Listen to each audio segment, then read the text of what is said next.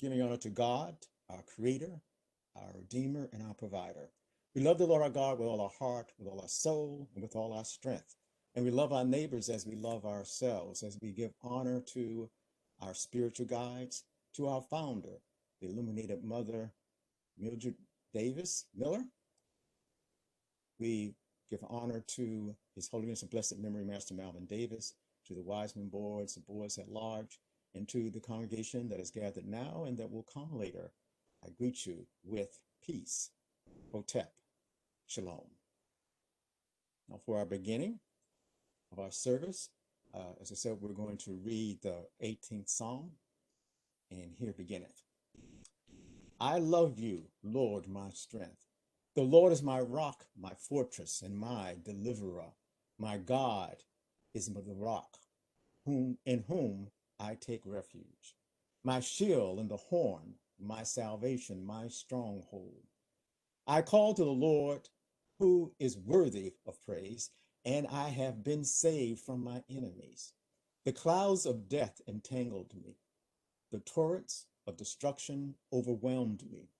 The cords of the grave called around me. The snares of death confronted me. In my distress, I called to the Lord. I cried to my God for help. From his temple, he heard my voice.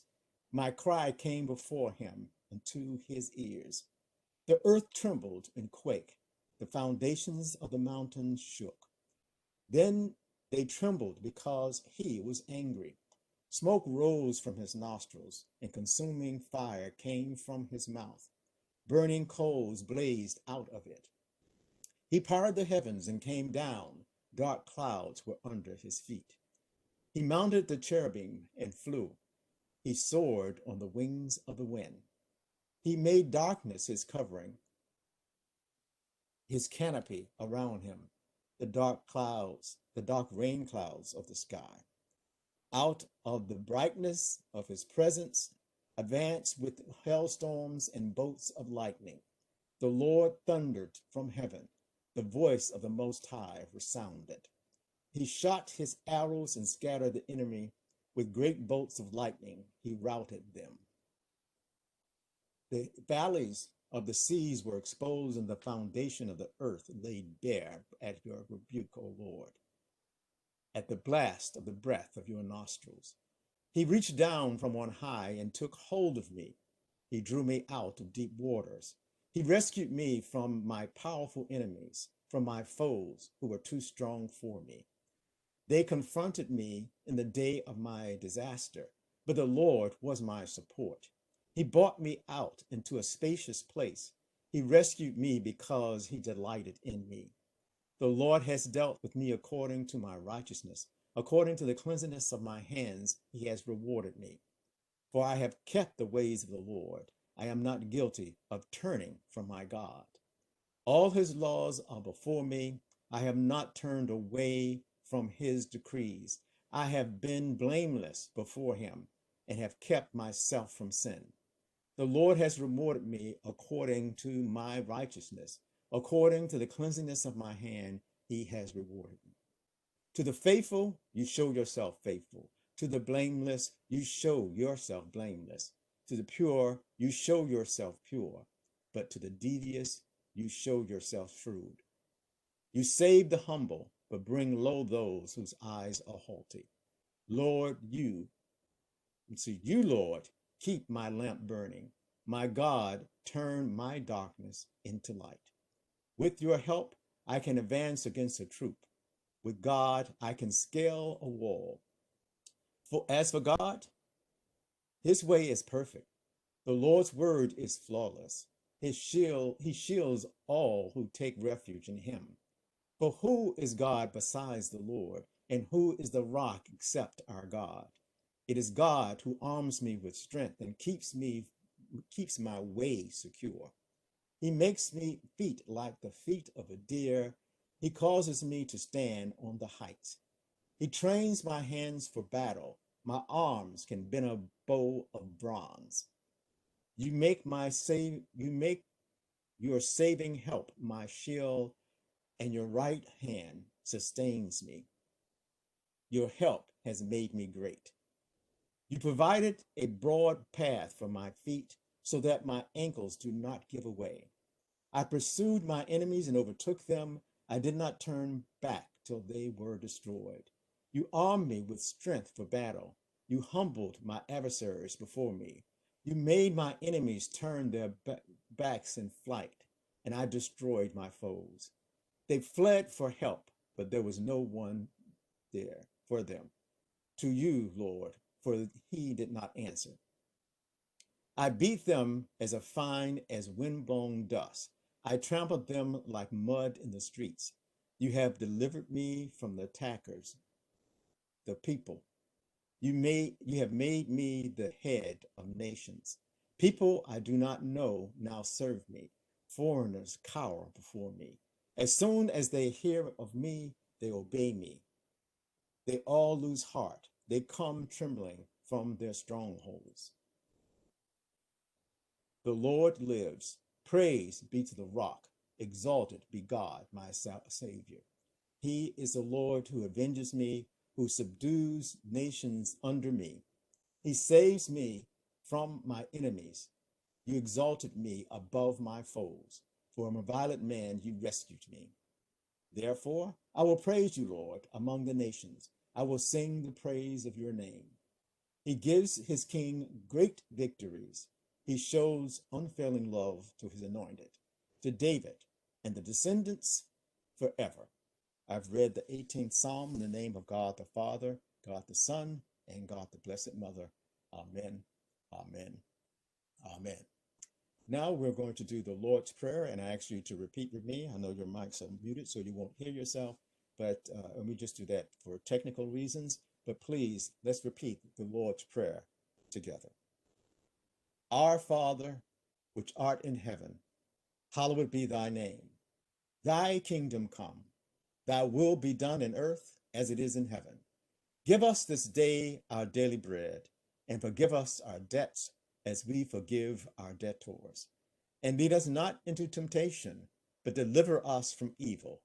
For thine is the kingdom, the power, and the glory, forever and ever. Amen, amen, amen. And now we're going to have a song. Give me a moment to share it properly.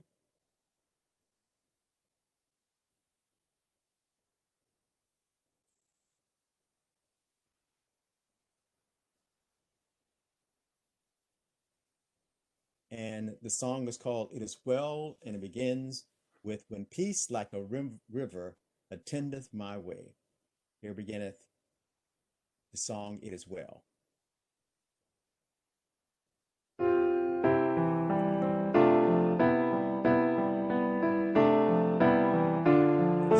When sorrows like sea levels roll,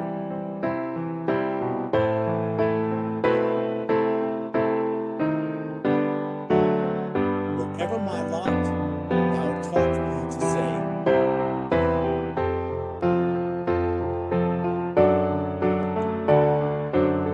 it is well with my soul.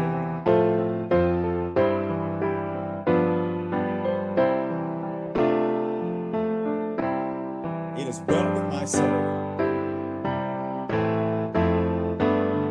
It is well with my soul.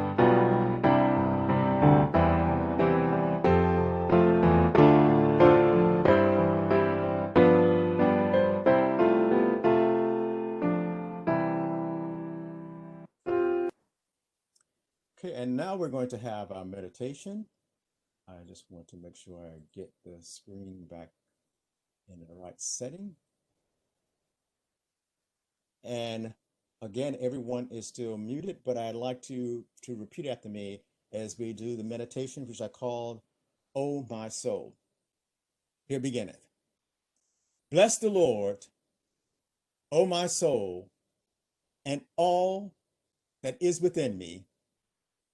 Bless God's holy name. As you have been done great things, O Lord, may it be your goodwill that great things be expressed through me. O my soul, let us magnify the Lord. Amen, amen, amen. And now, as I said, for those who can see the screen, the symbol that we're using for today is an ancient Egyptian symbol called Ka. And it is one of the aspects of the soul. And I say one because there are several aspects of the soul in ancient Egyptian language and several aspects of the soul in the Greek language and in the Hebrew language. So in the Bible, we see the word soul and spirit are sometimes interchanged. There are different words that are used for it. And so in ancient Egypt, they had this part of the soul that they believed that was most connected to the person's soul on the earth plane was called the Ka. And it was represented by two raised hands, just like I said, when we raise our hands in prayer, we're usually taking what is known in ancient Egyptian sources as the Ka position. In fact, for those who see the screen up there, there's a little picture of some uh, baboons that are standing with their arms raised. And they felt that bamboos were a sacred animal because bamboos raise the arms like that when they bark in the morning. Bamboos, or this particular species of bamboos, every morning they would get up and they would do the equivalent of what we would think of a rooster crowing in the morning to welcome the morning in. And the baboons, when they would do this bark at the morning, they would put their arms up as if they were praying in praise. And so the ancient Egyptians, seeing them making this symbol of their arms raised as they were welcoming the day in, they felt that the bamboos represented a very special symbol for them and used to use them in many of their rituals because of this sacred thing that they seemed to be doing when they were waking up in the morning. Now, the Ka is considered to be like the creative life force of a person. It was something that a force that they believed that was raised high. They believe when a person died that his car did not immediately die, that the car survived after him, and that the car actually always stayed down here in the earth plane. They had another aspect of the soul called the Ba, and one called the Ab, which was the heart. And those, they believe, actually went to the Netherland and actually presented themselves to the halls of Ma'at, which is the halls of truth. But the Ka always stayed down with the body. So when they were burying a person, they believed that his Ka was going to stay there. Many African societies believe that, have similar things where they believe that even a part of their ancestors, not the whole soul of the ancestor, but a part of the ancestors always stay with the community and stay there to help them, to provide them with help when they're doing things, while the other aspects of the person's spirit goes on to other heights. So the car represents those things that you can pass down from one generation to the next generation as far as being the soul. And so when we're want to talk about now, since the commandment is talking about the soul, I think we have to talk a little bit about what is the soul and how do we use that on the pathway of making ourselves better servants of God. You know, last time we were talking about being servants of God, and we're going to kind of, and that was from Libra, and we're going to talk a little bit more about continuing that thought as far as how we can get our psychological uh, component of ourselves um, in line with God's law. Now, I paused when I said the word psychological because, as I said, there are several words in the Greek that also meant the soul of the spirit. And one of those words in the Greek that means the soul is the psyche. So when we're saying psychological, we're also then talking about our soul. So when we're talking about psychological things, originally that which means it was things that were related to our soul. And I think as we see this lesson, we're going to see that your psychological attitude towards life is actually in many times indicative of your soul's reactions to the things that you're doing in life. And so when it says to look into your soul, it's saying like the commandment is saying, look at your psychological balance, look at your psychological reactions to things and judge them and by your psychological in your inner psychology of yourself, that inner soul of yourself, to see whether you're doing the most good in your activities. So let's go on to that, to the beginning of a lesson. Like I said, this is like we've done before. This is a lesson that I wrote many years ago in a newsletter that we had that was called Unfolding. And it talks about that, what was called the eighth tenet, which is look into thy soul to judge thyself constantly, to discover where and how thou shalt do the most good. Now, the lesson or the article starts off, ambition gives us the drive to overcome and to persevere through a multitude of obstacles in life. If we are totally depleted of ambition, we become like leaves in the wind, tossed and turned by arbitrary outside forces. Yet, if our ambitions are centered upon the wrong focal point, we may become tyrants and intolerable, slaughtering all who oppose us. So we're saying with this sign of Scorpio, let's getting away from it, that ambition is one of the things that is a drive in our life. And that we actually, if we don't have ambition, it can put us in a very sad sack way of life, not actually pushing or going towards anything. So it's not that we want to be devoid of ambition in our life. But on the flip side of that, or the bad side of that, is your ambition, if it's focused on the wrong things, can actually make you a tyrant and make you intolerable.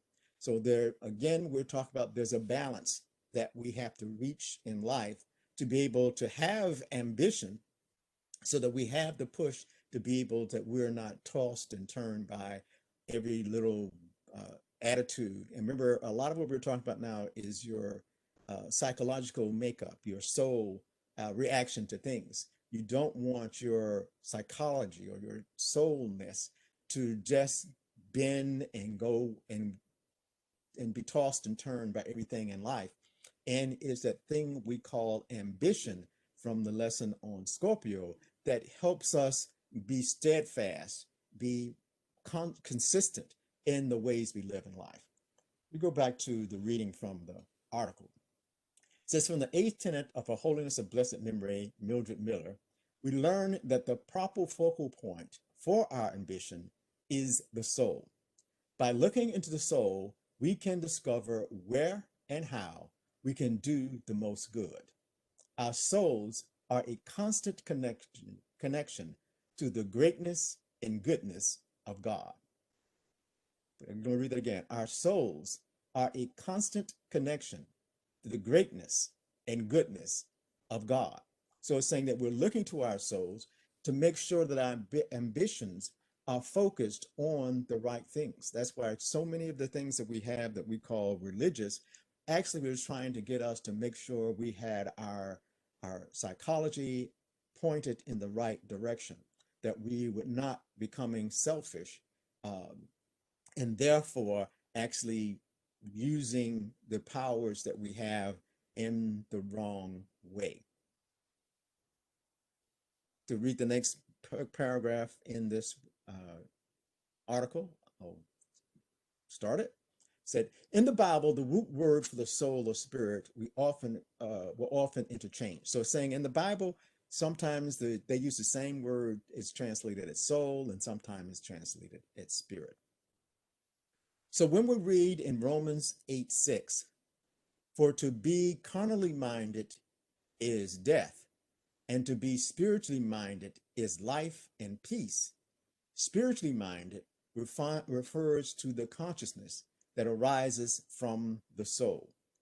Our souls are a gift we receive from God to help us relate to material feelings, creative forces, mental attitudes, and the universality of life. When our consciousness is focused on carnal existence, we lose the sensitivity to enjoy true virtues of life. By realizing our spiritual nature, we increase our capacity for life and peace.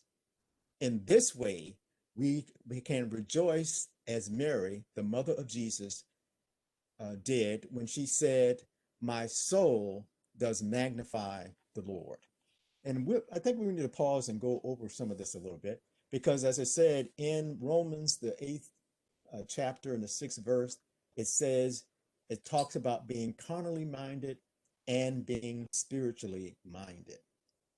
And again, saying, since the word for soul and spirit are sometimes interchanged, it's talking about that psychological, spiritually mindedness that you can have, that is life in peace. That we, from the soul, remember in a previous paragraph, we said that it's a constant, the soul can be a constant connection to God. But many times in life, what we do is we kind of close that connection and start thinking about only our carnal self. And I'm going to open the mics up to see if there are any questions or comments that we have from anyone now so far in our lesson. We only have a few here, but I'm going to unmute you and see if there are any questions or comments. Well, go ahead. What came to me was when you talked about ambition, something that came to me was like people have low self-esteem. Yes. And they get sidetracked a lot of times because because they have that. And to me, if they would really just like put that aside and really go within and see who they really are, and see who they really are connected up with, and realize how great they are, then low self-esteem could have no place in their life, and that ambition can come forth. All kinds of things can come forth, creativity and their purpose. I mean, that would really open them up. But a lot of people suffer with low self-esteem. A lot of people. Yes, that is so true.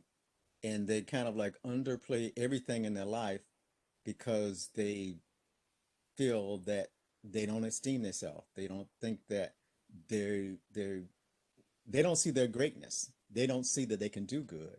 That's what it is. They do not see their greatness. Yeah. And so they can, and like it's saying here that they can't, they don't think that, they don't even think they matter. And that's the sad part about it. They don't think that what they do in life matters one way or other.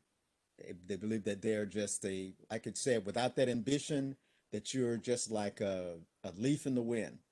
And they see their life as that, oh, I'm just a leaf in the wind. How is my ambition, how is what I'm striving for going to make a difference in the world? And that is exactly wrong thinking. It's not based on the truth. Anyone else have any thoughts? I wasn't finished. Go ahead. I'm sorry. Go ahead. Now something else came to me, and it could be something that somebody told them, and a lot of times that creeps in when you're a child too, and a lot of adults tell children things that really they don't realize they're hurt, and it goes deep into a child. It could even be as slight as you're ugly, or even a child that's told, "Oh, you're not gonna ever be anything." A lot of it, in my dealings, deals with the way parents, and well, I shouldn't just even say parents, grown people talk to kids and tell them ugly things that they internalize. Mm-hmm. It could even be so far as a man who a woman is in love with, him telling her ugly things, and they internalize it, and they think that's what their worth is. Mm-hmm.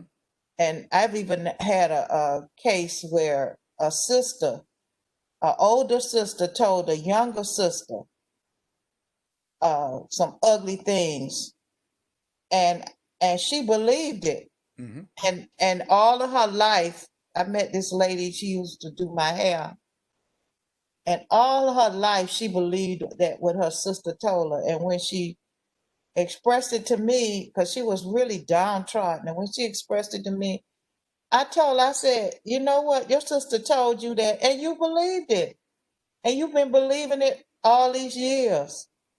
And she had never realized that.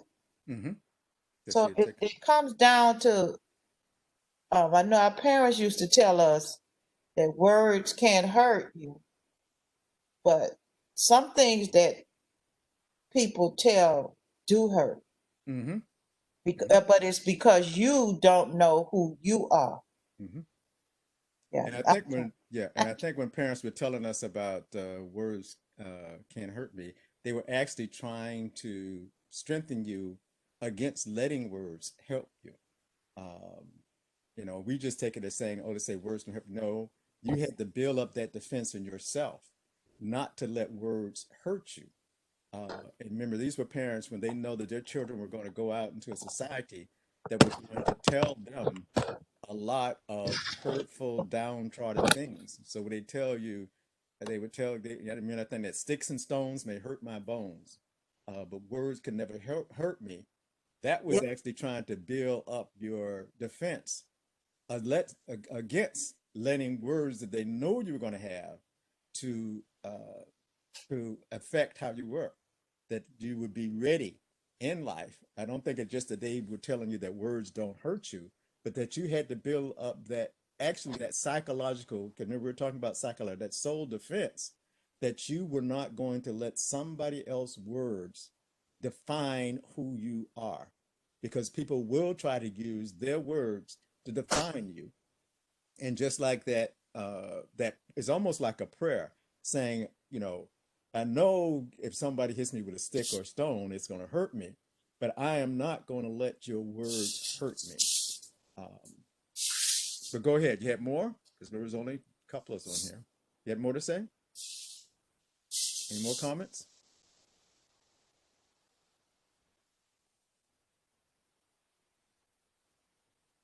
So, because this is a very threatening, because when we're talking, since we're saying about being that carnally minded and being spiritually minded, and somewhere I mentioned the word, the universality of life. That's another thing that I think that we forget so often is that that life is actually this universal concept. It's not so much an individual concept. That's why when it talks about being carnally minded, when you start just seeing yourself as your carnal self and your carnal capabilities, you're actually limiting yourself and living a falsehood.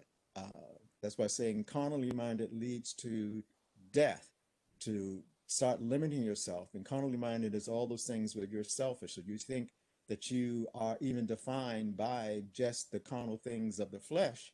You are limiting your ability to react to the world in the best light. We are a we are all universal beings. Now we sometimes just say spiritual beings, but spiritual beings are universal beings. They're not just the individual expression that you see in the outside. We have these spiritual qualities which we call soul that expands and actually connects us all together. And I was even thinking earlier about when we talk about racism. One of the biggest problems about race, the reason why it is not based on either, especially if you're talking about human beings, it's not based on a scientific truth nor a religious truth, thinking that each each person by their skin color or their hair color or their eye color can therefore separate himself or herself from all other people and not think about on the soul level, we all are part of one universal consciousness. We're not made of several different universal consciousness. The one reason that I would call it a universal consciousness is because we all share in that consciousness. We all share in that spirit, and we all are a part of that spirit. So even the concept of race becomes something that you're not in a race because you're not connected to the universal spirit. You're in a race, and it's not really a race, you're in an ethnic group because of some task that that group has to do. And you're just a part of those who are assigned to that task and to help fulfill that task. But you're still just as much a part of a whole as if you would say that your liver is in your body and all the cells of your liver are actually doing the function of what the liver does, but that does not mean that the liver is not a part of the rest of the body. Uh, the liver is a part of you as a unit. And we as people are in the same way, that we may be part of doing a specialized function, but that doesn't mean that universal greatness is not within us. Because what we learn from science is that each cell of your body is made of the same DNA pattern. So all the universal things that's in one of your cells is in every one of your cells, but then they may specialize and take on a function to make the body work together as a unit. But all of them have that power. Each cell has that power. And even when they're looking at some of the stem cells, how they see that if you have a stem cell or a cell that has not been assigned a specific purpose, and then you put it in a group of cells that have a specific purpose, that stem cell will begin to take on the function of that group of cells that is in. And they find that this is a way to heal many diseases, that those stem cells, because they are sort of like unassigned, when they get in that group, they take on that assignment. But all cells have that universal powers and consciousness within it. Anyone else have any thoughts to bring forth? Because we do have some more pages to go for.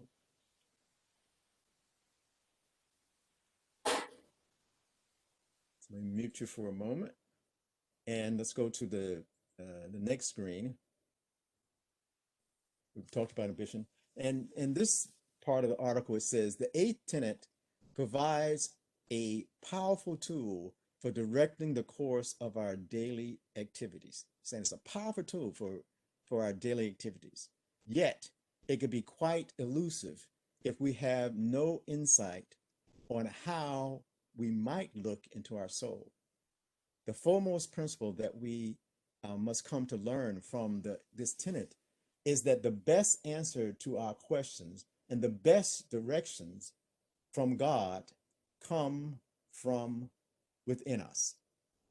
So it says that the best answer you're going to get to anything that happens in your life actually comes from within. It's something that comes from within you that you can get it. I know when we were kids, we'd always watch those things with Jiminy Cricket or with other ways they tell you that let your conscience be your guide.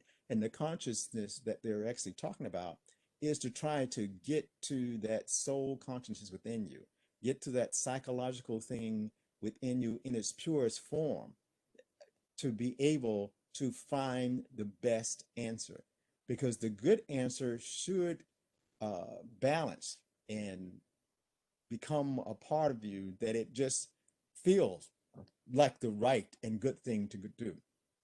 To go on reading with the article, it says, even in our quest for wisdom from books, teachers, rituals, professions, and adventures, It is the chords these outward tools strike within us that provide true value in our lives. Our techniques for testing or judging the inner effect of our daily pursuits is to learn to watch our breathing. Many metaphysical schools and meditative practices take advantage of this technique. Consider for a moment that most of the root words for soul and spirit relate to breath and breathing. Also consider when God made man, the final creative act was to breathe into his nostrils the breath of life. And let's pause and talk about that for a moment. Because it's saying that, everything you are involved in, whether you're reading a book, whether you're listening to a teacher's, whether you're doing a ritual, whether you have a profession, whether you're going on some adventure or task, what makes that task open to you is when you can actually feel it inside, have it strike some chord inside of you. And when it strikes that chord inside of you, that's what starts making it significant to you and make it so that you can actually use that in your life. It's like when you see a movie, and a lot of people don't realize this, when you look at a movie, many times the person you're sitting right next to you may actually be relating to a different character than you are. And I'm talking about in the movie. One person may be impressed by the real hero of the story. Another person might be more impressed by the sidekick, or it may be something else in that movie that actually starts to touch something within the person who's viewing it. Even when you see something multiple times, they may be a different aspect of that character or another character that actually starts impressing you. It's like you go and you see a movie and you hear something in it and you say, wow, I don't even remember that being said the last time I saw this movie. It's because it has struck a different chord in you that time that you're watching it. So it's those chords that we have inside. And that's what, remember, this says thing, look into your soul, look into your psychological makeup to judge yourself and be constantly looking into that inner source of yourself to discover where and how it can do the most good. And what this is in a way saying is many people, when they want to see if they're doing the most good, and let me do a reading and we'll come back to that. What do people look at to see if they're doing the most good? And then we're going to talk a little bit about breath. And I'm going to read the last sentence on this particular screen, and then we'll talk about that. Say, by learning to watch our breathing patterns, we can quickly discover when and how you are becoming carnally minded or spiritually minded. Your breathing patterns will be obviously different when your consciousness is fixed on life and peace than when it is consumed by those things that lead to death. So it's telling us you can learn to gauge your consciousness, or actually train yourself to gauge your consciousness by your looking at your breathing patterns. I mean, one of the things it says about looking into the soul, looking into your psychology, looking at how it affects your breath. And through meditations, you can learn to have breath. But let's go back to this when we were talking about what do people usually use as their source of gauging themselves? And who can tell us some things on what you've seen that people use as a way of gauging where they're doing the best in life or not? And I'm unmuting all. Are there any comments? Who has some examples of things that people use to gauge if they're doing? One thing is they look at other people, which is wrong. Mm-hmm. They look at what other people have. They look at what other people are doing. And to me, I always thought that was not the right way to go. Mm-hmm. And then I remember even as a child, one of the things that parents used to say, oh, they're always trying to keep up with the Joneses, Mm-hmm. which let me know that from a young age that that's what people we're looking at, and that's what a lot of people gauge their life on, of what other people are doing, Hmm. and then they want to do whatever the other persons are doing or try to outdo them. Hmm.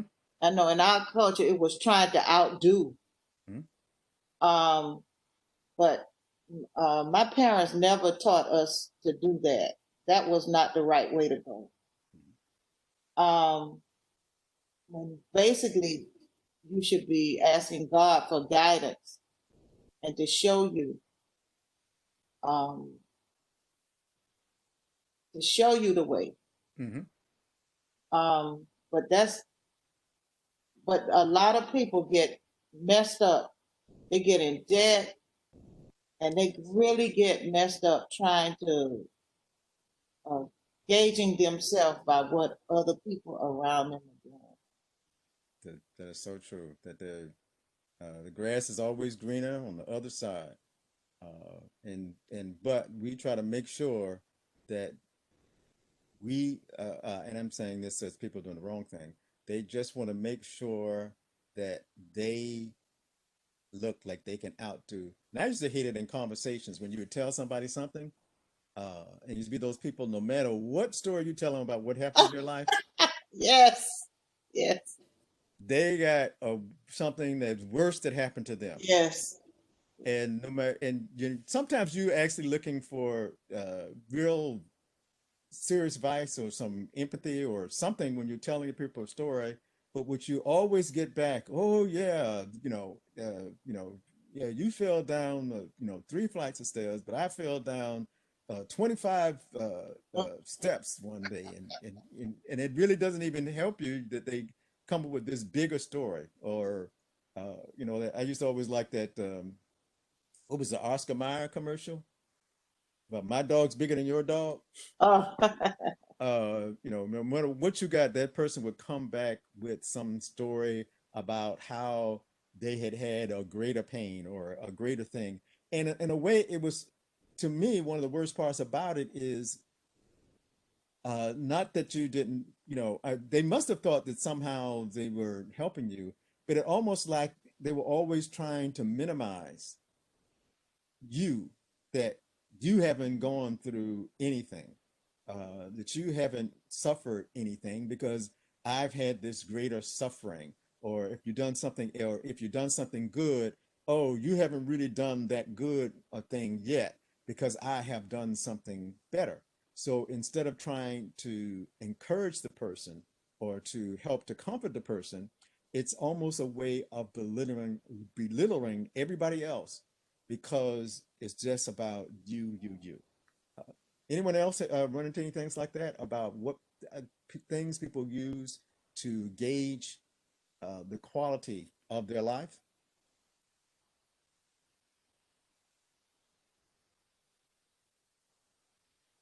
oh, I just thought of something else. Hmm. Like when you be on a job, um, sometimes I don't know if that this happens now, but back in the day, people used to try to outwork you to Outwork. press the boss. Uh-huh. Oh, yes. But I don't think these young people they are trying to impress these bosses anymore. But back in our day, they would uh, try to do things not out of initiative for the Hmm. job, on the job initiative, Hmm. but just to outdo everybody else so that the boss could give them a pat on the back.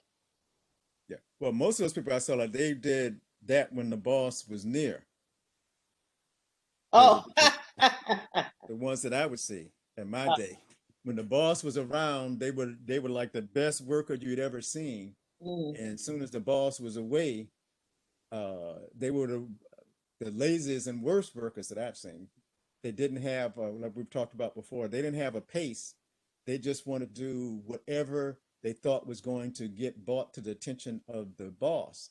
And it may not even have been the actual assignment. If they thought something was going to, that the boss was going to see something, they wanted to be a part of it. They wanted to show off. So it was a big show off thing. It wasn't yeah, about actually being productive. It's about, I want to do what is going to show off the most. So yes, that's one way they think they're going to do the most good, is they think they're going to be recognized, looking for that recognition in whatever they do. So if it's something they thought was going to be recognized, they were there, even when they couldn't do that particular thing very well. They just wanted to be recognized. That is so true. So are there others? Because to me, one of the things that people use which is one of the worst things they kind of use in life, and we kind of talked around it, but they go by money. They judge themselves by how much money, and the sad part about it is sometimes how much money they can spend on things, not even how much money they have. It's like when people get credit. One of the first things they do, and I say credit, you get like a credit card.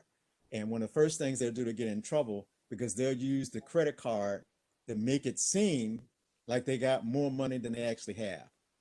Almost everyone has made that mistake. When you get a credit card, you try to take it to the max and have the maximum amount of dollars. And kind of, and the sad part about it is most people would take that credit card to the max, but then only want to pay the minimum and feel that somehow that they are better off when they never paid a credit card off. And that has made a lot of banks very rich when people are paying that minimum. I really kind of hate the minimum payment, because the minimum payment means that you're going to be paying that off for the longest time and actually giving more money to whoever's giving you that credit than you would have if you had an actually system or a pattern on how you're going to pay it off. But a lot of us we like to maximize the card and then pay the minimum, and would even maximize one card, start paying the minimum payments, and to keep up that lifestyle. What is the normal answer to do that if you want to keep up that lifestyle? Get another credit card. Get another credit card and run that one to the maximum. So it's never like you're always in debt, and you're always trying to increase your debt. And they love it when you're, because after you're in debt for a credit card for a long time, they'll do another thing. They will increase the amount of your limit, and you'll think, oh, I'm so proud now. I'm going to get in even deeper debt than I was before. And so what we're talking about is, how should you be judging your psychological reactions to life, so that things like that don't get you caught up, but that you still, because remember, as we said in the first part, yes, you want to have ambition in life. Yes, you want to grow in life. Yes, you want to have great things and do good things in life. But you need to look at, what are you doing to your soul? What are you doing to your psychological makeup when you're making these decisions that are based on the wrong things? And I also said we want to talk about breath. Do most people feel that the breath can help you uh, understand how you're feeling? Do you check your breathing patterns to see when your breathing is, because the Bible talks about something, says about not being too anxious. And I think it's actually talking about the breath when it's talking about not being anxious. Not, I don't think it's saying don't be ambitious, but you can be ambitious and be working towards something, uh, and yet your breath will get to this bad pattern of anxiousness, that you're actually wasting more energy than you're actually bringing in. So to me, when it talks about not being anxious, I think about that anxious breathing. Has anyone else experienced that fact, or come to the realization that you can look at your breath and seeing when you're being too anxious about what you're doing?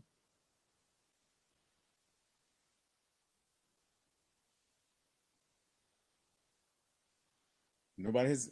Well, but think about it. Think about it sometimes, that I can judge myself by my breathing. I can look at my breathing and find out if I am being too anxious, that I am actually getting myself into trouble by going after this thing. Like when you go in and you see something and you get so excited and so enthralled with being involved in that, that you actually block your mind from actually seeing some of the problems and troubles that are around you.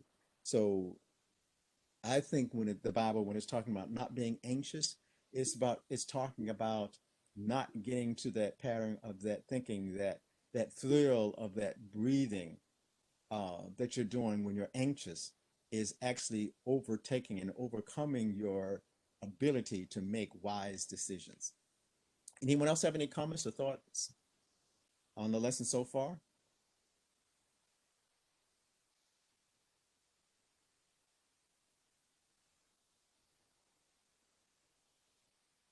Oh, I just had one thought that just came. Hmm. Isn't it amazing how our parents, how in our society that they had so many little one-liners, I call them, Hmm. to help us. You know, we just got through saying some, Yes, yes. but I don't know if parents are doing those one-liners in this day and time. And No. but I think the kids have them. They have them just in a different way. Because when you think about some of the things that they're living by now, it's uh, it's blurbs like Black Lives Matter or being woke, Mm. or they do have them. And the to me the thing about it now is that because knowledge is transmitted so instantaneously, that a activity that did not happen that very long ago can become an adage. Because remember, they have these things like what do they call it? Hashtags. A lot Oh, of them living their lives by hashtags. Uh, and so they do have these the equivalent to what we were using, but they happen so quickly now that it can become a hashtag instantaneously. Well, we had adages that were time tested and they've been worked on and would give you there was much thought that you can put behind it to get from it. We had so many fables that they would tell us, and I remember in the temple we had so many that there were a lot. Like unfolding like a rose. Um, uh, I always loved the one about Tom Lott's dog that killed itself. Tom Lott's dog killed himself by barking at the moon. Um, which I always thought was, a very funny story about Tom Lockjaw. Because I don't know if those who may have not heard of the story of Tom Lott's dog, the way Tom Lott's dog killed himself by barking at the moon is that he started at moonrise and he was barking at the moon at moonrise, and the moon keeps moving, and Tom Lott's dog, as he was barking at the moon, he didn't move the rest of his body. He just kept moving his head along with the rising moon. So when the moon got over his head and started going back, he broke his neck by uh, leaning back too far to bark at the moon. And that's kind of how people, but what that kind of teaches you is sometimes people get so stuck in complaining about something that they don't look at how those things have changed over time, that it may be a little different over time, that you can't just keep yourself still. You got to adapt. Because if Tom Lott Dog would have just changed his position a little bit, he could have barked at the moon all night and not broke his neck.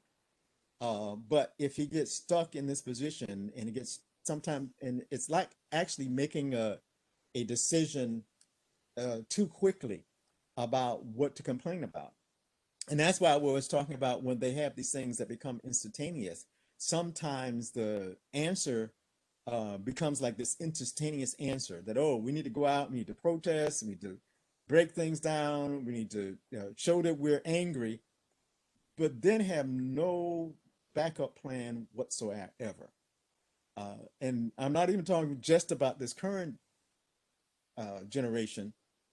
I think that our generation, when we got involved in some of those protests, we did the same things.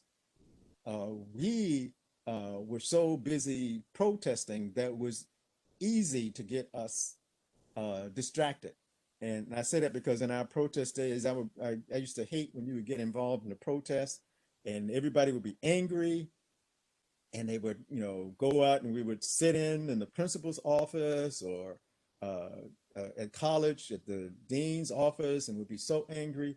And what would actually sicken me about those processes is how often they were diffused by having a dinner with the people or food. They could be so easily distracted. And to me, I used to call it like the steak principle, that they would go up, they would have these people and they would get the leaders and they would bring them into some kind of dinner or food thing. And all of a sudden, all the problems would go away. And probably the biggest reason the problems would go away is they would ask them, well, what are your list of demands? All you got to do is bring them to a meeting and sit them down, put some food in front of them and ask them, well, what is your list of demands? And many of those spontaneous types of anger and thing, they would have no list of demands. They would not have anything that they were asking for because they had, with Martin Luther King, he talks about the 6 steps for nonviolent uh, social change. And in those steps, the first thing you're supposed to do is go out and gather information. And from that gather information, you're supposed to go out and study the information. And so if you're using that process of actually using those things that are going to cause social change, you have that where you have background and information before you get started. You've already gone out to people and gotten a commitment for them. You have some of those things that you need to, when you get to that point of negotiation, you have something to negotiate for. But too many people, when they see something that's wrong, they don't even take enough time to study it to find out what is going wrong. What do I see as an answer? And when they know that you're just complaining like Tom Lott's dog, that you don't really have an answer, you just have something to complain about, all they have to do is put you into a meeting and ask you, what are your demands? And you're just saying, oh no, I was just mad. That's what I'm talking about, being anxious, not having that wrong type of breath going out there. We have to be more than just angry. We have to be organized and we have to actually come up with some plans as part of that organization on what we want to gain. And the way to do that is by looking into the actual process. The same thing is talking about, but to look into your soul and start judging what is really going on, where does it come from? And yes, sometimes looking at the past to see how this has worked in the past and what things can be done to change it. Anyone else have any comments? And I've been overpowering the conversation. Anyone else have any thoughts about this concept of looking into your soul, looking deep within your consciousness and your psychology to actually find out what is it that I really want? Because remember, the key phrase for Scorpio is I desire. And this is telling us that for your desires or your ambitions or whatever you want to call them, you need to actually constantly look deeply into that desire to find out what is that I want and how can I actually make it the best, the most good out of what I want. Not just take that first reaction to it, but I need to look into that desire and see, because a lot of times if you really look at your desire, you'll find out that you don't even totally agree with the first thing that you were thinking about asking for. And you need to look deeply into that desire to find out, what is it that I really want?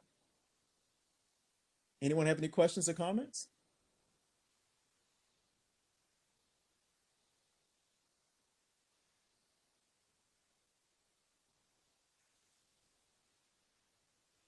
But we need to, as I said, with that ambitions and those desires, this commandment says, look into them, and look into them with a mind towards what spirit are you trying to uh, enact? What spirit are you trying to perform? Or what is it that you really, really, really need?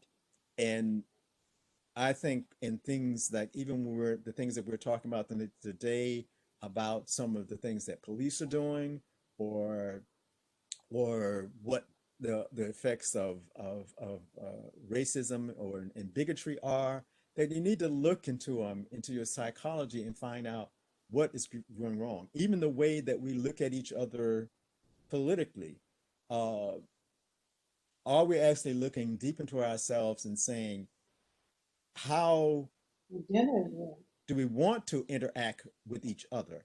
How do we want to see these people? Uh, how should we proceed with those who we disagree with? Because often just calling the other person dumb and stupid is not going to resolve the problem. So if no one has any comments, I'm going to go to the next slide here. And this is the last paragraph of the written lesson. It really talks more about Scorpio. It says the eighth tenet predominates between October 24th, which was yesterday, and November 22nd. It is associated with the sign of Scorpio, which we talked about a lot. The scorpion and the eagle. Scorpio has these two symbols that are related to it. Normally we just see the scorpion, but one of the ancient symbols of Scorpio is the eagle. And that's kind of what we're talking about. Is how do you get that, go from being that scorpion that just crawling on the ground trying to sting everyone, and become that eagle that can fly high through your ambitions. So it is a time of a rejuvenation that both inspires and follows the destruction of limitations. So it said that sometimes to rejuvenate, we actually have to destroy the limitations that are around you. I think both the scorpion and eagle, for them to grow from one state to the other, they have to shed that skin. With the eagle, it has to like pluck out all its feathers, break its beak, and destroy all those things that have been limiting it, so it can actually rejuvenate and to grow more. So, and when we're looking into that soul, that's what we're trying to do. Make sure we're destroying all the limitations of the past and trying to see how we can make a better future. Say it is a time that gives us courage in the midst of battles and strengthens our passions to accomplish our desires. And the Bible is related to fearing no evil as you walk through the valley of the shadow of death. Remember, death is the result of being carnally minded. So it's saying that when we talk about that, walking through that valley of the shadow of death, carnality is, being carnally minded, is what puts that you into that mindset of the shadow of death. When we are spiritual beings, and that spiritual beings go on, we should be trying to make spiritual things that last forever, rather than trying to just make carnal things that die and pass away. The last sentence says, it takes desire and ambition to maintain devotion to the principles of life. I'll read again. It takes desire and ambition to maintain devotion to the true principles of life. The most sincere and everlasting desires we can live by come from our soul. So we want to have desires, we want to have ambitions, but we want them to be based on the consciousness within our soul. because it takes that soul consciousness to realize the types of ambitions that are going to be lasting. Because one of the big things, the difference between saying being carnally minded and being spiritually minded, are you getting something that's last, or are you working on something that's going to pass away? Because remember, Jesus talks about when he talks about what you treasure, that what you treasure, there your heart will be also. But in that, he says, well, why treasure things that pass away? Again, talking about that carnally minded things. Why are we so intent of putting our whole desires and our whole concept to develop things that are going to rot away? They're going to be gone. Why not look at those things that are going to last? Not try to live our lives by the truth. Anyone else have any comments?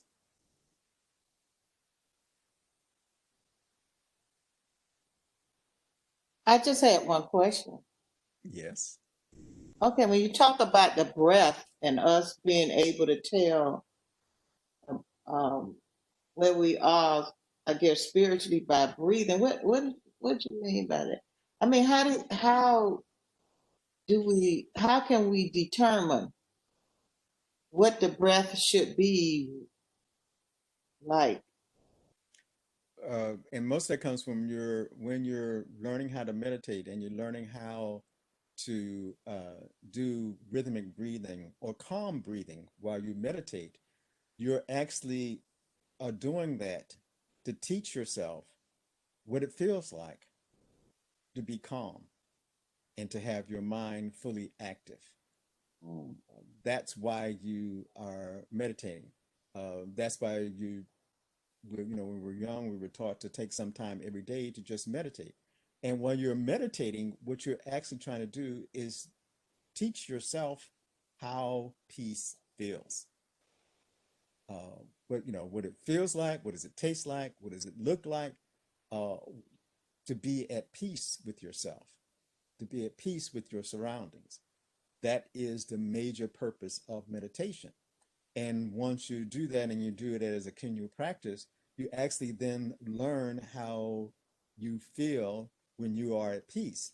And that gives you the ability to then to know when you are not at peace, when your breathing has taken on the wrong concept. But many of us, we don't even look at our breathing. We don't train ourselves to have the right type of breathing. I know there was a book that I used to love that talked about, um, it's called The Master Key by a man named DeLawrence. And in that, when he was talking about these things of overcoming, he was saying that most people are not taught the simple concept of calm confidence, of calm confidence. And he said most people, if they want to express confidence, they try to become loud, try to become agitated. They believe that they show confidence by showing that I'm bigger and badder than anybody else. But he says, it's another old saying that you say, how still waters run deep, which is, we're going to talk about some old sayings. And what does that means? That if you have that calmness on the outside, that means that you can find deep within you the flow of life that was in you. And by actually learning how to breathe rhythmically and calmly, it's actually to give you some of those deep waters. And that deep waters means that your mind can actually be more active. Water is often a symbol for the mind for us. So when you're talking about when is your mind actually working at its best, when you are excited and and to me unbalanced, or when you have a calmness about you that can go deep within and see what is actually happening inside of you. We we and I believe that when you have that calmness, and that calmness doesn't mean that you can't laugh or shout, but even when you do that, you should still have that deep feeling within you of what is going on, not to be so carried away that you can't find that peace within. And that peace within has a type of breath that goes with it that is actually calmer and less excitable. And because it's calmer and less excitable, it actually uses more of your brain activities to be able to make decisions in life than having less of your brain activities. Meditation is not about going to sleep and becoming unconscious.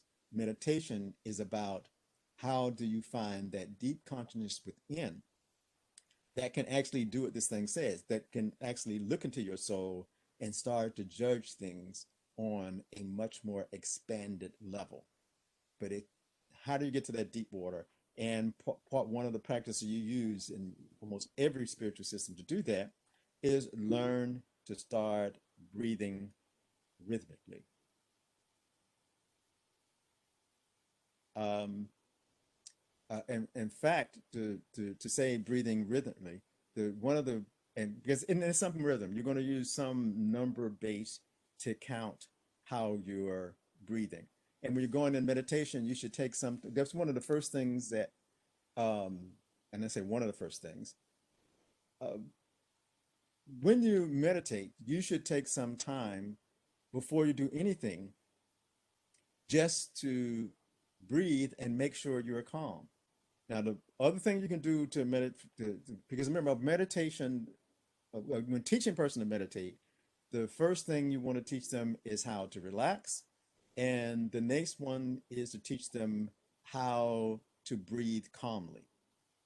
Now, learning how to relax, a great way of learning how to relax in a meditation, and it may seem like it's counterproductive, but one way is to tense yourself and then relax. Like and some of you try it now. Try to put as much tension in your legs as you can, and then just let it go and relax. And then for your torso area, try to put as much tension in your torso area, your chest, your stomach, and your back as you can, and then just let it go. And your shoulders, your arm, just tense them up, tense, put tension, tension, tension, tension, and then relax them. And then your neck, try to tense your neck, tense, tense, tense, tense, and now relax them. Now even your face, try to tense your face, squish it up, squish it, squish it, squish it, squish it, and now relax it. And now for a moment, just think over your whole body and see if there's any area in your body that you still left any tension. And if it does, just tense that area and then relax it until your body gets to that state of calmness. So that is that's a practice of trying to first to get you relaxed. Now, when it says to do a rhythmic breathing, we're going to do the 4-2-4-2 type of breathing, because a lot of people can't do it for longer. And what that means is you're going to breathe in to the count of 4. You're going to hold it for a count of 2. You're going to breathe out for a count of 4. You're going to then hold that breath out for a count of 2 before you breathe in for a count of 4. So just think about it. You're going to do 4 in, hold, 4 out, hold. 4 in, hold, 4 out, hold. And let's practice that one a couple of times. So I want you, and I'm going to count, so it's hard to count for you and do the breath part of it. So I'm going to do the count and breathe along with me.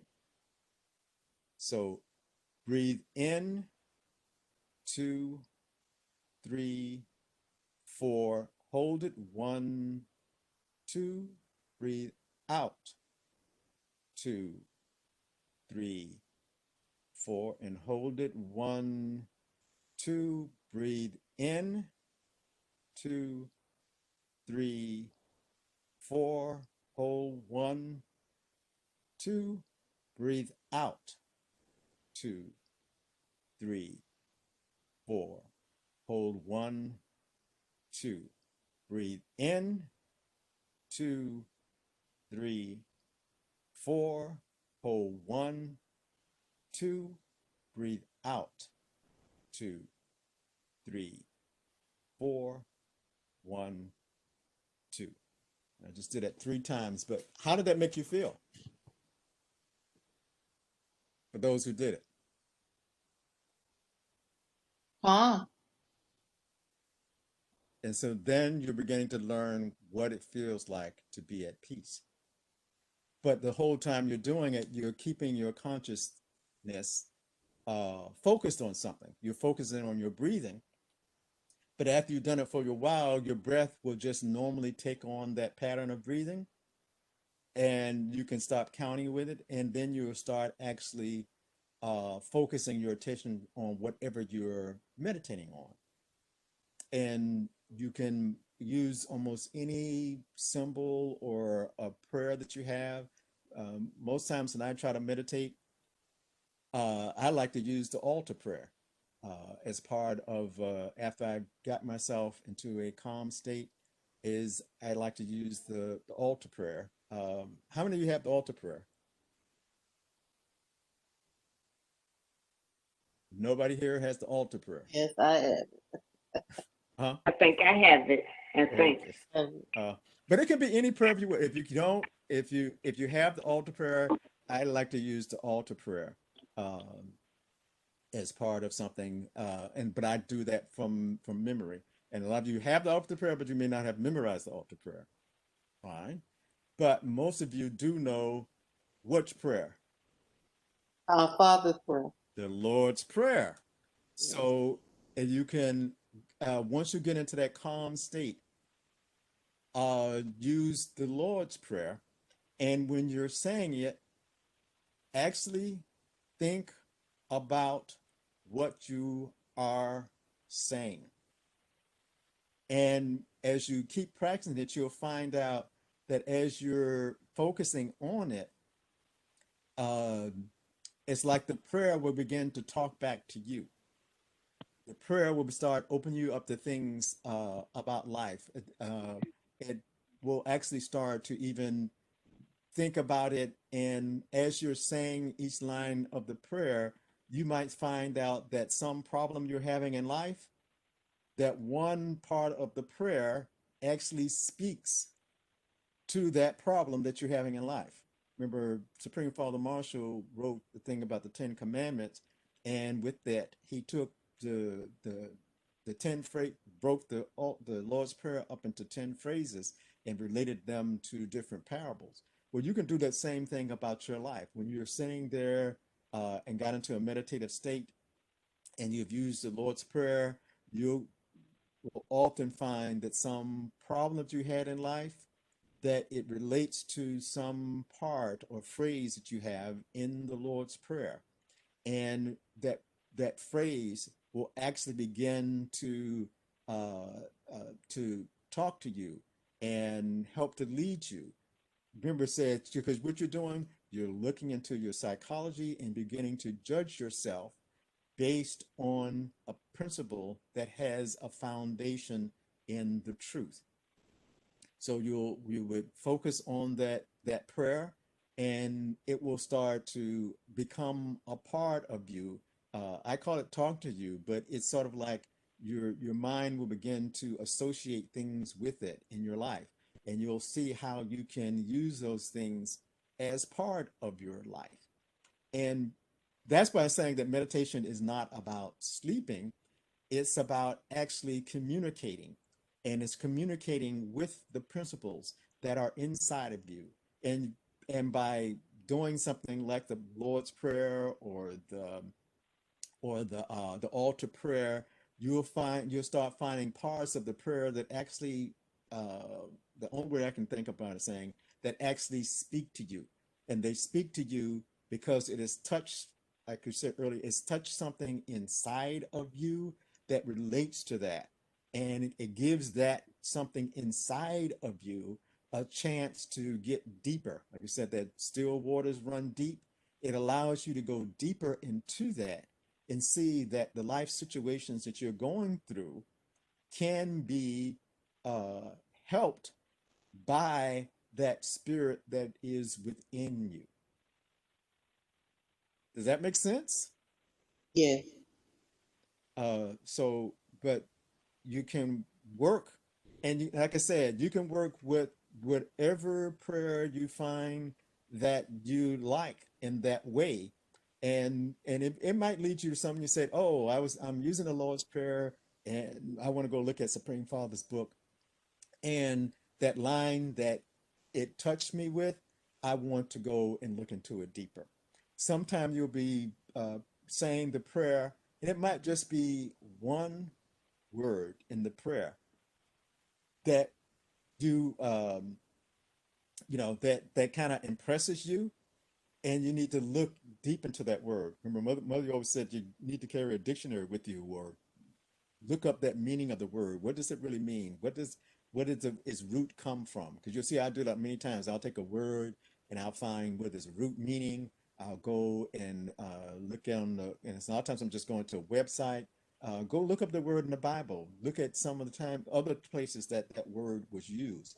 But all of this is actually taking a deeper look into your soul, into your psychological makeup, to find out. And when you start looking at your life in that way, it will start showing you why you're angry about things. Because the sad thing about many of the things that you get angry about the most are faults are faults that you have within you. And through the meditations, you assign that, oh, I'm getting so angry at this person for doing something, but haven't I been doing that too? And through that getting calm and looking deeper within it, you'll do just like it says, you'll be judging yourself and you will discover where and how you shall do the most good.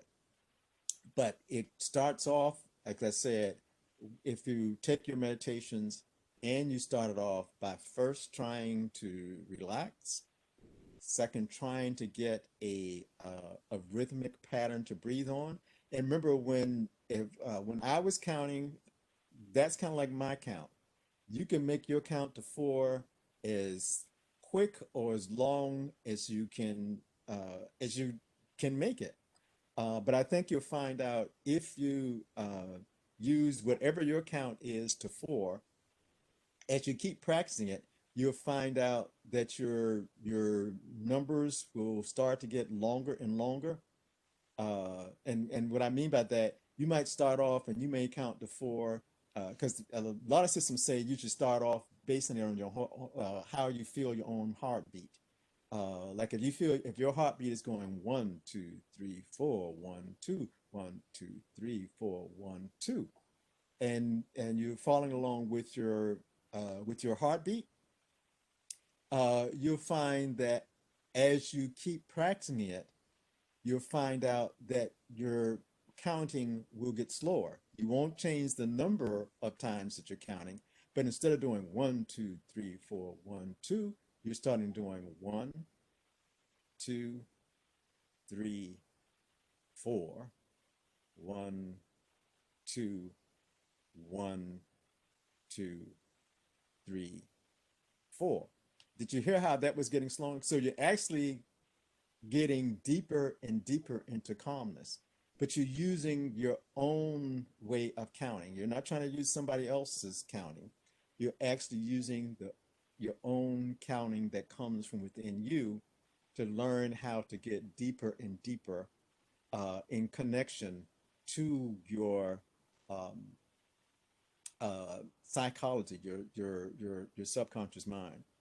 Uh, One of the books I read about meditation and breath said one of the reasons that breathing is so helpful in getting into a meditative state is because breathing is a part of your automatic nervous system. Your nervous system automatically makes you keep breathing, right? But you can actually use your mind to control it. So in a way, it's kind of like a balance point between the automatic part of your uh, mental system and the part of it that you have conscious control over. So it's sort of like a meditation is sort of like a word that means the middle or the it's connecting two things together. It's what the middle represents. So it's saying that through your breathing, even though your breathing is a part of your natural unconscious uh, activity of your mind, that you can impose a conscious um, will upon your breathing. And when you do that, you're actually connecting your unconscious mind to your conscious mind. So your unconscious mind is where you have a connection with all the deeper good principles of life in it. But the problem with your unconscious mind is you don't actually get to uh, direct those things normally. But your conscious mind is good at the fact that you can actually kind of direct when and how and where. Like I said, it's to discover where and how. Your conscious mind actually gives you a control on where and how you do something. Your unconscious mind is doing it, but it does things, but you don't really control when and where and how you do it.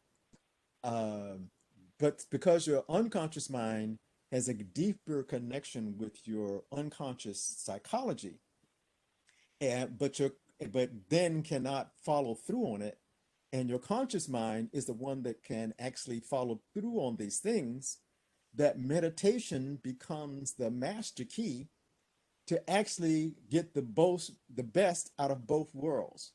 You get the ability to instill it or the wisdom and depth that comes from your unconscious mind, but you get the conscious direction that comes from your conscious mind.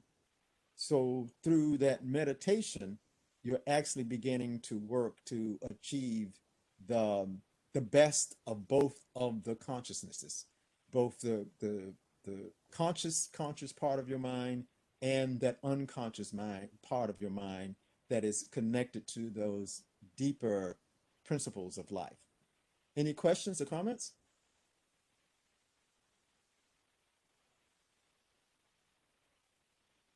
I was just going to say that's how I can control my asthma. I very seldom have attacks when I do my breathing Mm-hmm. and try not to get real anxious or really upset about something. I have to, usually control that so it won't build up. But the most important thing is through my breathing.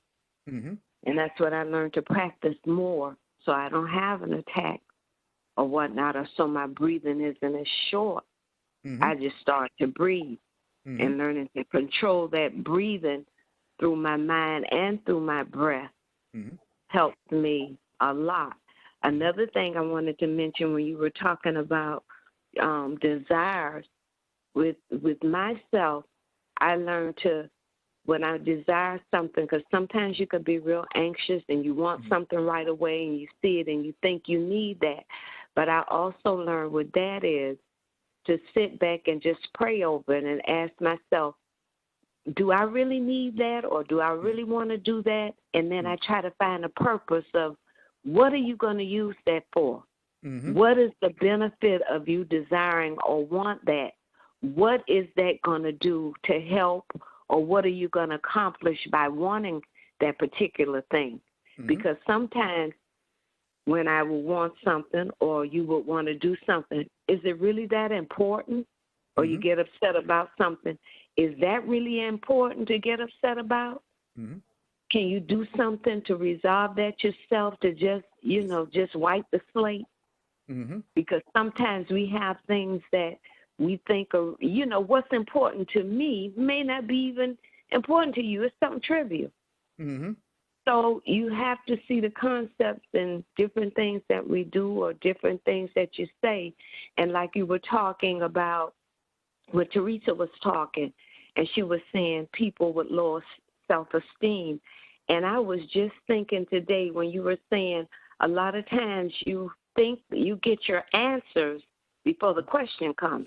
Yes, now, she was talking about that, your self-esteem. And when she was talking about that, I was picturing teachers and how teachers have a great essence or importance in children's lives, and how they can give them help them with their self-esteem, or they can lower their self-esteem. But when you have a good teacher, especially one that is interested in love what they do, like when I was at Miami-Dade, I loved what I did. And when you encourage people just to sit down and just to encourage them or to help them, and, well, I can't pass this test, or I'm having problems. Yes, you can. And you give them different pointers and different things in order to help them. You don't just crush them and knock them down. And I was thinking about that when she was talking. I, had thought about it earlier before we had even started with our lesson. And I'm saying a lot of times you have thoughts and things, and people come right up and visualize the same things you do, or bringing it to your consciousness. And then I also saw myself when I was in elementary school, and the teacher that I had that helped me so much with my cooking, because I used to always like to bake, and I would always take him something to, bake. And he would say, he used to call me Lady Cake because I used to always make these little tea cakes that St. Finkley taught me how to make, and I used to make the cupcakes. So I used to always take them to him. He said, you always make a good cupcake, or you're going to be a good baker.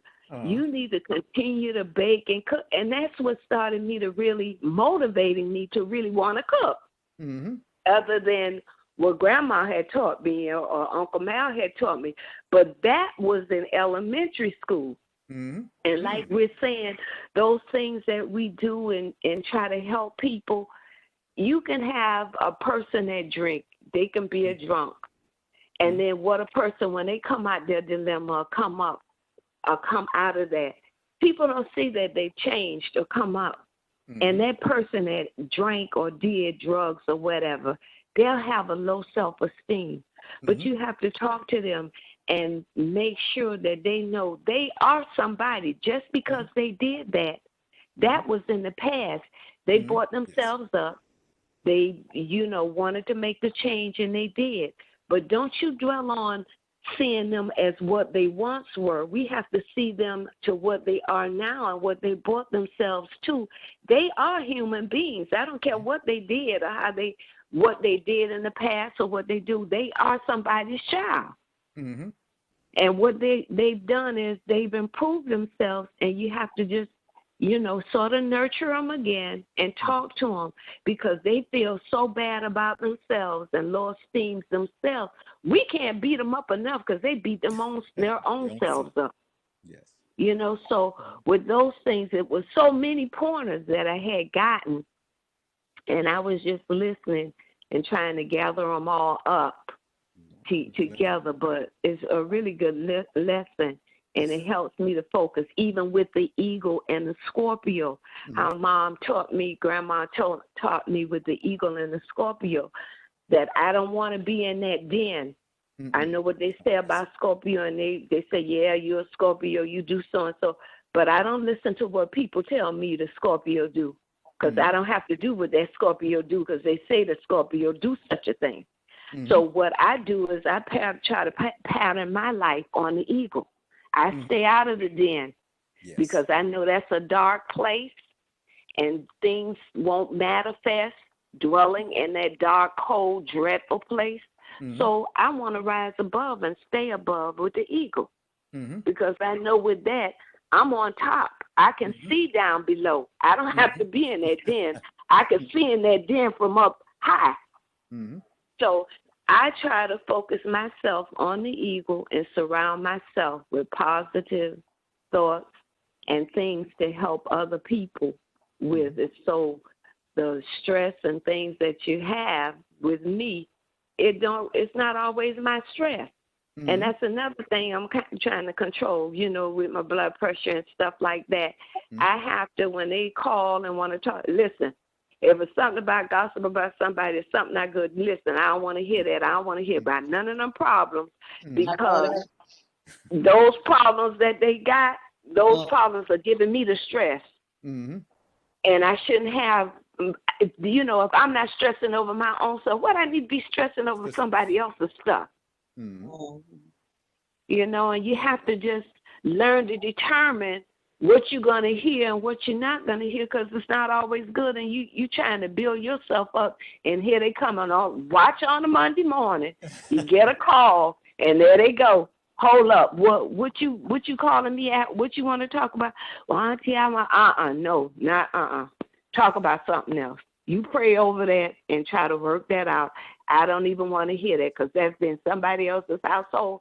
If I know I can't do something to change something, why bother to hear it? Yes. I can't change it. I can't help them with it. Just pray for them and leave it right there. And that's what I wanted to say today, and I enjoyed the lesson. Oh, no, thank you for sharing, because that's so important, how because breathing can help you in so many ways. It Mentioned can. about, yeah, when you mentioned about breathing helping you with asthma, I think of a friend that mother had, and uh, he was really a bad drunk, but he had spiritual training, and something bad happened to him in his life, and that's when he started drinking. But mother said that part of the bad things that happened to him, that he only had half a lung left, half a lung left. But through breathing techniques, Right. he could do things just like everybody else. Mhm. When I say half a lung, that means one lung gone and only half of a lung left. But because he had trained himself in breathing, he could get enough air in that one lung to be able to work right along with everybody else. Um, so learning how to use those breathing techniques, they have the yoga breathing techniques and the others, but is Mhm. how do you learn how to breathe calmly? Mother used to call it breathing like a what? Alligator. Breathe like an alligator. Um, and I don't know, and I really don't know how alligators breathe, but that alligators can hold their breath for a while, because I don't They think I, can, because you don't really see them moving, really. yeah, you They don't see breathe them so move. calmly, you Uh-huh. know. And alligators, I don't think have gills. They're not like a No, fish that they have gills. So when they're under that water, it is holding its breath. So it must be it know how is. to breathe and fill its lungs and be able to go into that water. And I think even those lizards and iguanas did the same thing. I remember I saw a show about an iguana one time, and how it could swim in the water and go real deep into the water, and it said that the iguana could control its breath so well that even if it was coming back up and it felt that it was running out of breath, it could start shutting down air going to certain parts of his body and just have the air going into his brain and its tail and swim back up. That's And amazing. it's amazing. But it shows if iguana can learn how to control its breath and save itself, that it can come even if it's went too far and now it has to come back. Think about how we having problems in life, how we could use our breath and learn how to Breath. control our breath and be calm enough that we can That's right. swim back up to the top. So And that would help us to live a long time. live a long time if we learn how to uh, start Breathe. how to breathe. Uh, Mhm. But Breathe. Even when you get, I find myself want to get really angry about something, and I, you check yourself and you say, hold up a minute. I would tell myself, calm yourself down. It ain't even worth it. Don't even get yourself all worked up about nothing. Just breathe and go sit yourself down somewhere. Get a book, do something. And I get a positive book, Yogananda, get one of my books in there and read, or get the Bible and read something for myself. And another thing I do when I find myself, if an attack is going to come on, I just go to the 119th Psalm and I just, call on Allah and I breathe. Call on him and I breathe. And it just calms me right down. And I just say, just calm yourself down. You got to stay calm. And that breathing will, get itself together, because I want to be here. And I want to breathe like an alligator to stay here, not getting all upset and aggravated. Because you can't get agitated about stuff. That's a part of life. But you got to learn how to balance. You got to learn how to balance. And have to learn to control your consciousness with the anger and have peace. I want more peace than anger, because a lot of things that's not even worth it. And a lot of things that younger that I wouldn't tolerate and snap with. I don't do that now. You learn. And you would voice out. Everything you say isn't good to say, because like you say, those words, once they're out there in the ether, you can't take them back. So I just learned to, before I open my mouth and say something, just think about what I'm going to say, because sometimes it ain't even worth it. And you got to be the bigger person sometimes and just don't say anything. And you just find let the most the people, successful. Let them think they talking and they say the last word, and you just go and sit down and let them think they going somewhere with it, because it's not going to do you any good. But you have to be the bigger person, and that's what I learned. I've improved myself. I said, "Oh, you really improved. You hush." So I'm learning. Yeah, because most you say something like, sometimes people give a piece of their mind and all they got is a piece. That's all. So you better keep that peace for yourself.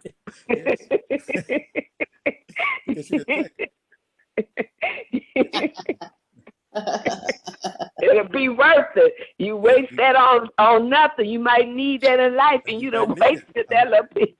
But I find when you get calm, you actually give your mind more space to work.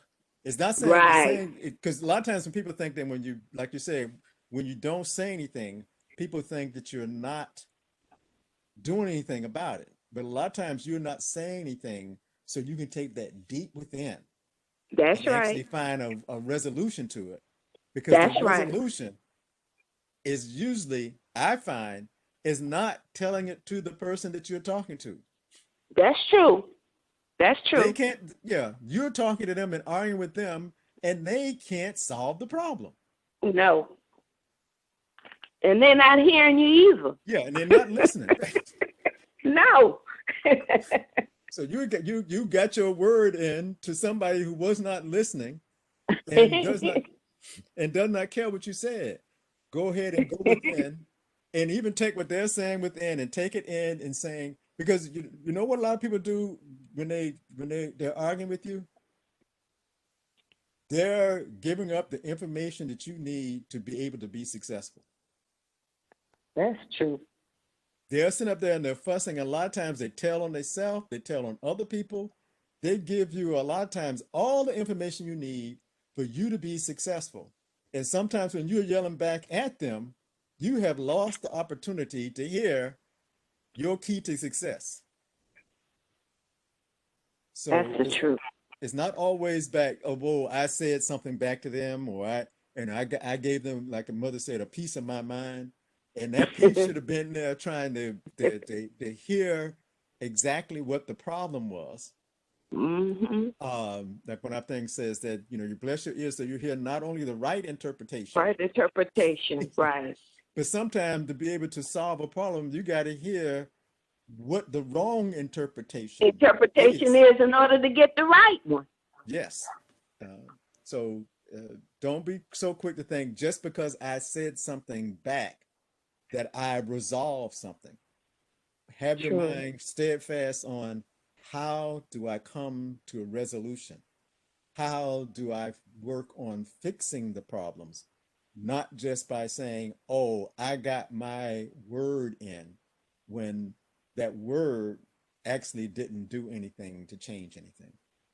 You want your words to be, use them when you use them, that they actually change something. So anyone else have any comments or questions or just want to share? And just to say that, this week is, I said it was two things happening this week. What is the other one? I know one of them is Halloween. Um, is on, I can't remember now. Is it Saturday? Is Halloween? Whenever the 31st is. October I 31st. can't remember if it's Friday or Saturday. I think it's Saturday. I can't now I don't know. remember if November the 1st is on Sunday or um, or Saturday. But whenever Halloween is this week, it's probably going to be a strange way of celebrating it. And remember, for Halloween, I always like to remember that Halloween, that names mean hallowed evening. And I know when we normally want to think about it, we just want to think about witches and goblins and costumes.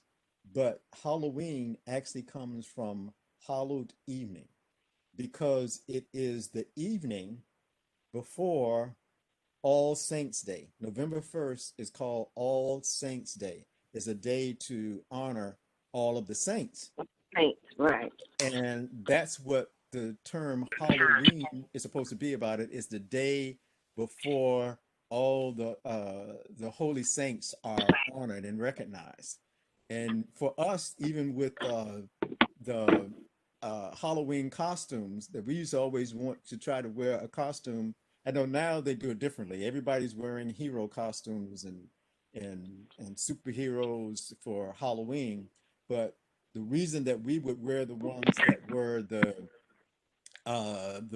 witches and the bad concepts is because at midnight we would feel that those were overcome when the at midnight all the saints would come in and they would cleanse. That's why, or do away with those evil things that you have. And I know that the way they practice now is different, and people are wearing superhero costumes and other things or characters that they admire.